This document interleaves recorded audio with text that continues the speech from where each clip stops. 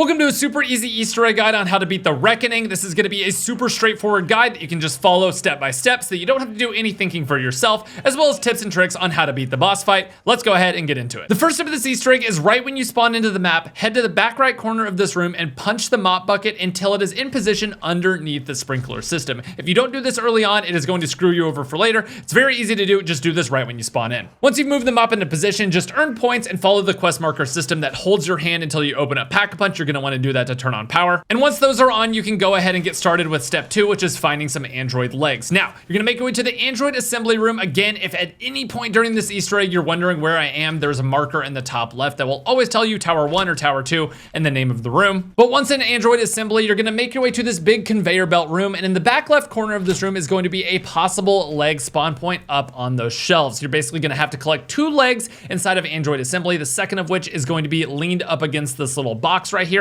That is another spawn location. My spawn location and the third possible spawn location overall is right here, just up against that little, I don't know what you would call it, generator thing that's broken. And the final location is over here next to this door. But if it's not in any of those, it will always be on this floor. Just look around for those robot leg parts, and once you have 2 of them, you are good to go. Now that we have the legs, we need to get the arms, and these can be acquired from these special rounds. As these things are flying at you, you want to specifically try to shoot off their arms, and every single time you shoot off an arm, it will have a random chance of dropping on the ground. You need to go for the right arms, and then once you picked up the right arm, you'll go for the left arms. Usually this takes about 2 special rounds worth of zombies to actually get, so you're just gonna collect these as you go, but make sure you're actually going for these arms as you're going through these rounds, because you need to specifically look for them when they drop on the ground. While you were waiting for these rounds and getting the robot arms, we're gonna go ahead and get the wonder weapon now. Now, while you're doing this step, I just need to point out this early so you're on the lookout for it. This is going to be a key card that randomly drops from a zombie, so keep your eyes peeled for just a gold drop that will happen randomly. You're gonna need to grab this whenever it drops onto the ground. It'll be very, very easy to spot. It has an indicator and everything. And whenever you do get this key card, just real quick, run over to grab the DNA vial from this cabinet next to Richtofen's family that are frozen on ice. Again, just open this up, mutant research test facility, boom, right there. Grab that out of the cabinet. You're good to go. You never have to think about this key card or the vial ever again. The first step of getting the wonder weapon is heading over to the mutant research test area and looking at these screens that are going to start blinking here. It's a staticky screen. This is the first of 2, and you need to get the first letter of what this is saying. You don't need to know the word. My word is ruinous. All I need to know is the letter R from that, and then once I have the letter R, you're gonna run all the way over to this other side here and look for the second one. My second letter is Z, so I know that I have RZ or ZR. I'm not sure which one it is yet. It can either be RZ or ZR, and I need to head over to the periodic table of elements and look for RZ or ZR on this table. Now, once I found ZR on this table, it is right here. You just need to find your code, and you need to look at the number in the top left. You notice how my number is 40? This is a 3-digit number. So if your number is not like 102 or something like that, it is going to have a 0 in front. So 40 becomes 040. I take this code to the room literally right above this periodic table of elements, put it in the door, and it will open up. Once you're inside, make your way over to this little sample machine, and you will see a stinky little sample sitting inside. And this is basically a soul box that sucks in vermin,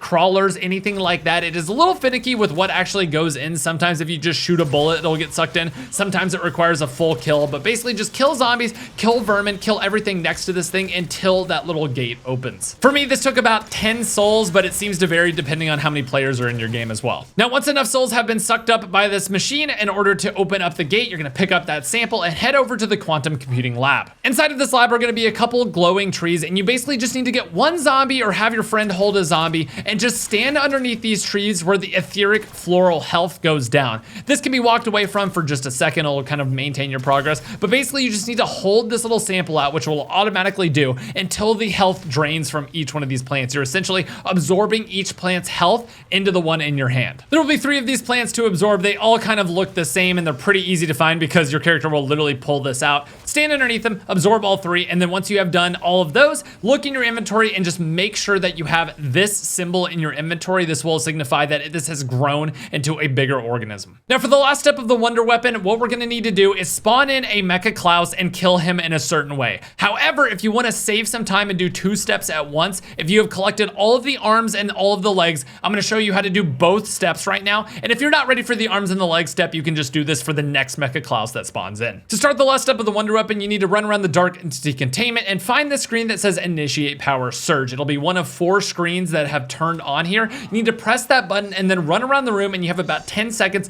to hit all of the other screens that say the same thing. So initiate the power surge on all of these. It will be making a noise as well, kind of helping you hone down and track where these things are. Hit all 4 of them within the allotted amount of time, and if done correctly, an Uber Klaus will spawn into the arena. At this point, if you haven't collected all 4 arms and legs, that is fine. You're just gonna do this step later on whenever you get the next natural spawn of an Uber Klaus, which is usually around round 16, so you can just wait for that, collect the arms and the legs in the meantime. However, if you have collected all 4 at this point, head over to the Android assembly, put all 4 arms and legs on that Klaus, and then you're gonna bring the big one over and have him actually shoot with his energy beam and hit this Klaus. And once you hear him start speaking, you're actually good to go. You don't need to wait around it for him to finish speaking or anything like that. Once that Klaus is activated and speaking, you are good to go back to the original arena where you just spawned in the Uber Klaus. And once he's in here, you need to shoot off both of his shoulder shield generators. This is the best way to kill these things anyway, because once these things are off, they take way more damage in a crit spot, but you need to specifically shoot it off in this case because we're going to, once both of his shield generators are off, lure him over to the electrified platform that is in front of the Forsaken, this big thing in the middle.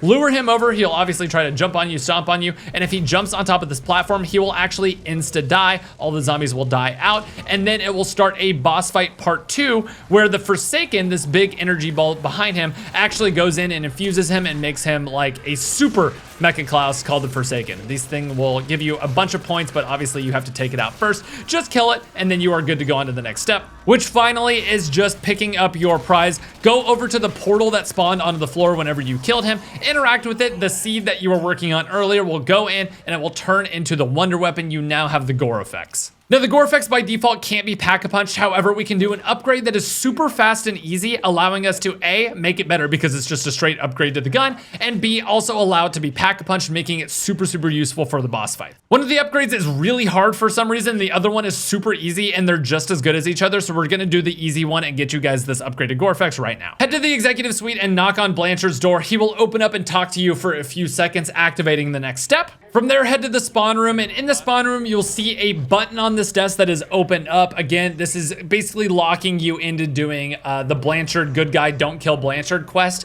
So it'll lock you out of doing the other wonder weapon, but again, that's totally fine. This will spawn in this little robot guy who will start working on the computer in this lobby, and you have to protect him the entirety that he's doing this shutdown. Once the shutdown is completed, it will actually turn off the elevator and do quantum computing. And if you look up inside there, there are actually 3 different buttons kind of floating there, and we're gonna go turn those on now. Make your way to the top of the elevator that has now been shut down in quantum computing. You'll see that it's all red in there, and you're actually able to jump in and parachute. So jump in, parachute, hold interact on all 3 of these buttons as you float down, and if you hit all 3 of them, it should restart the elevator and you'll be good to go. Right at the very top of the elevator you just fixed, there will be a blue floating orb that will now bounce around quantum computing, basically electrifying a bunch of zombies in the area. Anytime you see electrified zombie, just shoot it with the Gorgofex. This must be done with the wonder weapon, but as long as you're shooting these things, it will essentially charge up these electricity orbs, and after you've charged it up enough, they will kind of all go together and reform Panos in his little ethereal form. You'll hear him talk for a second, and then as soon as he's finished talking, you're gonna basically suck him into the gun and use his energy to power up and make this wonder weapon an even better upgraded version. At this point, you can actually pack-a-punch this wonder weapon, so start dumping your points into this thing if you are the one holding it, because it is very, very good for the boss fights. Now that you have this, everything will be a lot easier, and let's get back to some of the main Easter egg steps now. In the mutant research lab, there will be this mangler, and to the right of him, if you hold interact, it will open up this little box and you will get a syringe out of it. With the syringe in hand, head down to Pack-a-Punch, and you're gonna look for a body that is in the path of this particle accelerator beam. The order of everything will change often, so if you're not able to get it because too many things are blocking your way, that's fine. Just wait for it to all respawn and go in a different order. But once it's in a good spot, just go ahead and jump into the particle accelerator beam,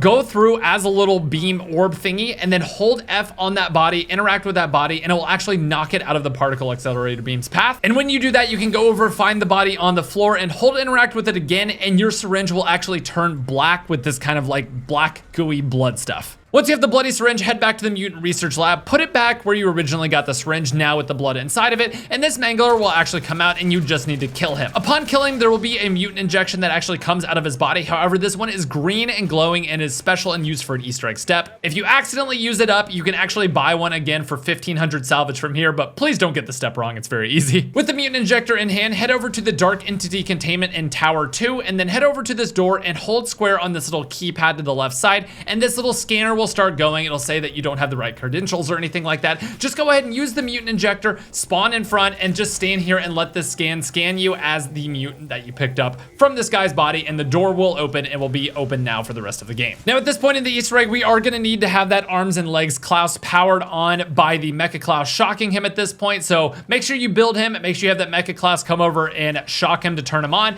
and at this point he will be at the computer, and you have to cycle one full round of him at this computer in order for him to get off the computer and be ready to be escorted out. At this point, Klaus will lead you over to a Samantha trial in which you just need to activate that Samantha trial and then carry out whatever it says. Usually it's just getting kills or critical kills, something very, very easy like that. I haven't seen any that are like get PhD kills or anything weird like that. Complete this trial and then Klaus will once again want to be escorted. He will go over to the room that we just opened and go inside. And once inside, he will go to his final resting place, which is at this computer, and ask basically if you can bring him a brain. To find this brain, we are going to head back to the quantum computing core and look for this machine right here with a couple green lights, and we're gonna go ahead and punch it open. I'm not sure if this requires melee macchiato or you can do it without it. If obviously it is not opening up, melee macchiato is the machine right there. So just get melee macchiato and then open it up. And then using this brain, you're gonna pick it up and then you have a limited amount of time to go through the teleporters, go through the elevators, everything like that while holding it in your hand. You have a limited amount of time to bring it back to that room that Klaus was in and put it into the pedestal that's right next to him. However, if you take too long, this thing will basically break and then you'll have to wait for the brain to kind of like heal itself in its original pickup spot and you'll have to bring it back again. But done correctly, it should go in there, be full green, and you are ready to go to the next step. The next step is actually in this room as well. It is a computer in which we must enter a 4-digit code into in order to get this access granted screen. I'm gonna show you how to get all 4 numbers right now. Go up to the very top floor, the director's office and the executive level in the tier 1 tower. And then all around in this area are going to be 3 different folders that have a date and a number we need to get from all of them. The first folder spawn is actually on the director's desk right there. Another folder spawn is right underneath that TV right here. But another spawn that I actually had in my game was in this very next room down these stairs. And again, all of these spawn 100% on this level. There are 3 of them to pick up on this level. My first one is right here on this coffee table, so I'm gonna pause this video. As you can see, the number that you need, you see where it says wristwatch? To the left of that is the number 4. All you need from this entire document is the number 4 and then the date it was archived. So I'm gonna write down 9/2/1985, number 4. And I now know that this is one of my 4 numbers. And then we're gonna keep looking around and find the next one. The next one in my game is literally right outside of the director's office, sitting right here. I'm gonna interact with it. It is the number 2 on 12/8/1985. So I'm gonna write that down as well. And my third spawn in this game is inside of the executive suite. Again, all on this very, very top floor. You're gonna need to find all 3 of them. Find the final folder right here. It is the number 6 on 6/28/1985. And I'm gonna put that in chronological order. So this is actually before the first 2 numbers that I have. So it looks like this. And finally, we're gonna go back up to the teleportation lab where the computer actually is. And this is a guaranteed spawn right on top of here. The final number that I have, 3 on 8/21/1985. So I put all of those in chronological order. I have my final code, 6342, which activates this computer and has an access granted now. Once you are done with the computer, head down to the particle accelerator pack-a-punch room and you will see a bunch of computer monitors that now say boost ready. And basically this can be done once per round, and essentially it is kind of like a high score system where you have to kill as many zombies as humanly possible, as quickly as possible, while also taking out a bunch of invulnerable vermin that can only be killed with Gersh devices or the Wonder Weapon or any sort of other ethereal energy weapon. They are immune to regular bullet fire. You need to look for all of these different vermin that are kind of hiding around the room, up in the rafters, everything like that, while also killing zombies as quickly as possible. I think Gersh devices, having even a single Gersh device, will help out so much in killing a bunch of zombies really, really quickly. But as you can see, I'm just in this room looking around as much as possible, trying to find every single little ethereal vermin that is crawling around. Each zombie kill, each vermin kill is gonna add an amount to the score, and you basically have to get a high enough score in a short enough amount of time in order to complete this Easter egg. If there's any more like confirmed, really, really easy ways to do this, I'll put it in the comment section, but this is how we've got it to work every single time in all of our runs so far. But yeah, make sure you're looking for those. Look for the vermin shots, kill them off, and if done correctly, there will be this boost of energy inside of this little ball that will stay there after the round is over. This boost will stop. As you can see, my score was 1690 right above there. The score doesn't really matter, but make sure you just get as high enough a score as possible. And if you hold square on that little pedestal, you will get an ethereal energy around your gun that will stay for exactly one shot. With that boosted shot, you're gonna run across the map into the teleportation lab that we opened up earlier, hold a charge shot and shoot all of these crystals off of the teleporter in order to open it up. It is still a corrupted teleporter, but now we are in the final steps of repairing this teleporter for the final boss fight. Next up, we are going to be collecting a fungal head and basically find the Tanto Wallby, stand right next to it and look above where the trap is, and you will see a room that has kind of like a green glow. Shoot a charge shot from the wonder weapon up into that room and a fungal head will fall down, go into your inventory just like that. Now take the fungal head back to the spawn, and you remember that mop bucket that we did at the very start of the game? Well, throughout every single round and throughout the round changes, the sprinkler systems have been going and filling this mop bucket up, and you basically just need to rinse the head inside of this mop bucket. If you haven't moved the mop bucket at the very beginning, you're gonna have to move it into position and get a bunch of kills around here, flip rounds and everything until the sprinkler system fills up this mop bucket with enough sprinkler juice in order to clean the head effectively. But if done correctly, you will now see this icon in the bottom right. You will not be able to sprint anymore, and you'll actually be able to drop the fungal head. So if you get into trouble at any point during carrying this thing, you can just drop the head, come back, heal up, and pick it up later and just continue on with the quest there. But at this point, you're gonna have a soul box on your hip. The head has become a mobile soul box that walks around with you, so you're gonna need to kill a bunch of zombies. You can actually see their purple souls getting sucked into the thing. However, a couple of things are additionally gonna happen. It is gonna be hard to survive because you cannot sprint, and also as you're getting kills, this like purple mist that you can see right there will spawn in and kind of like slowly follow you as you're filling these things up with soul boxes. So it is gonna be pretty hard to survive. This is gonna be basically a little gas cloud that does damage over time if you're standing in it. I like to just be around teleporters and jump pads in case I get really weak. I can just go through, but you're just gonna walk around collecting as many souls as humanly possible with this head, dropping it if need be. Don't die during the step, it's not worth it. But you're just gonna slowly make your way over throughout all the towers into that secret room with the teleportation chamber. And if you've collected enough souls at that point and you go up to the portal and hold F or hold interact on that portal, the head will actually go into the middle of it and turn it into basically a fungal version of that portal.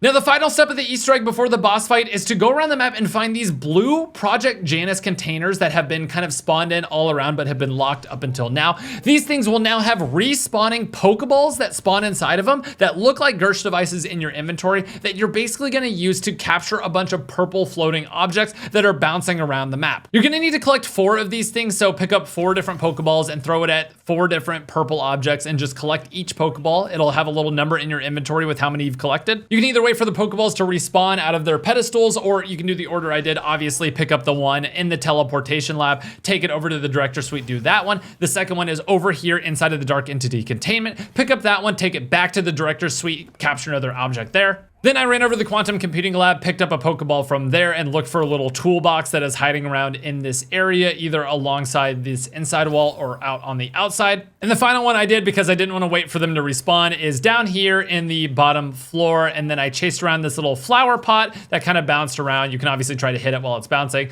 but these things are just super easy to find because they're bright purple and glowing. Again, you can do these in any order. It doesn't matter which ones you do. All that matters is you collect 4 of these objects and 4 different Pokeballs, and you'll see in your inventory that it actually says the number that you have. Take all 4 of these Pokeballs over to this insert device thing in the teleportation lab, and then activate it when you're ready for a mini lockdown. You're gonna be locked in this room with a bunch of zombies coming through the portal, and then run around and basically wait until you hear a siren noise. Here, I'm gonna play it for you so you can hear exactly what it sounds like.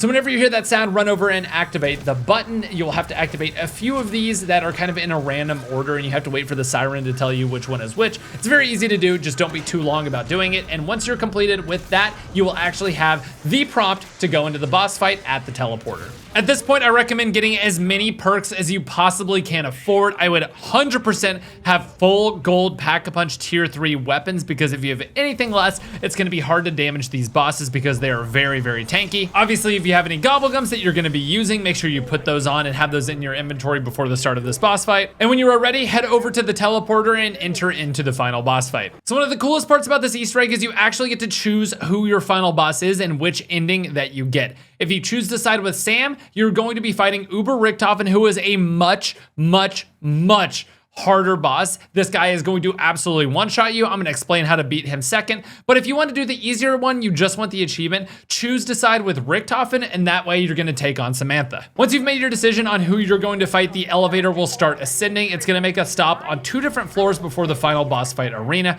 The first floor is very easy. It's just 3 different soul boxes that are glowing purple that you have to go stand next to, fill up with souls, and then get back on the elevator. And then the second floor is going to be basically the same thing, except that you shoot Ethereum crystals that are blocking energy flows. So go up, shoot Ethereum crystals. Once they're all cleared, you will get a voice code that says get back on the gondola or whatever, and you'll hop back on and it'll take you to the final boss fight arena. Like I said, I'm gonna explain Samantha first, but Richtofen will come right after this. For the Sam boss fight is going to be a giant orb that is floating around in the sky and is gonna be shielded for most of the time. She's gonna have a couple different attacks that are very devastating. Like if you get hit by these things, it is going to chunk you, if not insta kill you. However, all of them are very telegraphed and easy to dodge. This is what makes her a lot easier. You're gonna hear her warming up for a big beam. If she shoots that beam, just run, dive, duck out of cover. Don't get hit by that beam. It's very easy. The one that you kind of have to watch out for a little bit more, she's gonna have this crazy spinning attack where she spins around in the air and she shoots out a bunch of orbs. She's gonna be vulnerable during this time when she shoots out all these orbs, but I think it's actually not worth dying for on this because the second damage phase that you get is much better because she has crit spots. After some of her attacks, she will basically stop attacking and then her shield will go down and she'll be able to take damage everywhere on her orb. However, if you look closely on the orb, not the middle eyeball, but in the corners around her eyeball are gonna be glowing spots that if you shoot them are actually crit spots where she takes critical damage. If you do enough damage to these spots over time, they will actually break, and if you break all 4 of them that exist on her kind of like face, if you will, she will then have a glowing spot in the middle where her big eye is, and that spot will stay vulnerable even when she's in her immune mode. So when she's flying around, you can't usually hurt her. If that eye is glowing in the middle, you can actually hurt her while she is immune if you have broken all 4 crit spots, and then, you know, an attack or 2 later, she will regen them all, and then you have to wait to break them again. She has multiple phases where she has a Sam trial in between, so just complete these to the best of your ability. You'll actually get some rewards if you do it to the max rarity.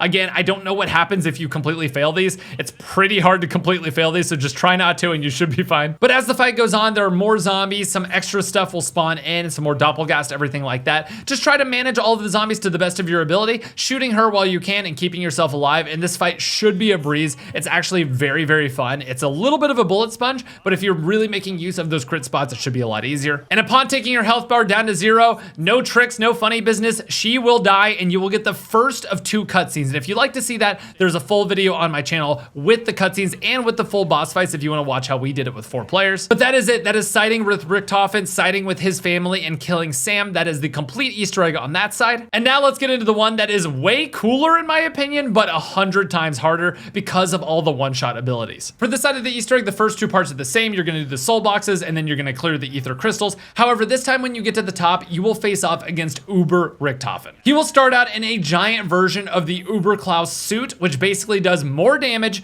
jumps farther, has better homing tracking on you that will go through your armor and basically one-shot you if you get hit by 2 of these in a row, and a punch that also goes through your armor that you just need to stay away as much as possible. And if he's shooting his attacks, walk in an irregular pattern because basically the AI tries to predict where you're going and hit you while you're going. So if you're running straight forward when he fires that bullet, you're gonna run straight into it. But if you're running straight forward, he fires and then you run off to the side, you should be fine. So kind of use this knowledge to dodge his attacks because again, they're very telegraphed. Keep your distance, don't let him hit you with his ranged attacks and you should be fine. And once you have done enough damage to his shoulder pads, breaking those and then going for his main body, this is the best way to damage him overall, he will go into phase 2, which is just death. However, here's all the knowledge you need to actually beat phase 2 with some practice. I know that each and every one of you watching can do this as well. First and foremost, the Uber Klaus cores that are flying around during this entire boss fight. They are not present at all during the Samantha boss fight, but there's a ton of them that spawn in during this boss.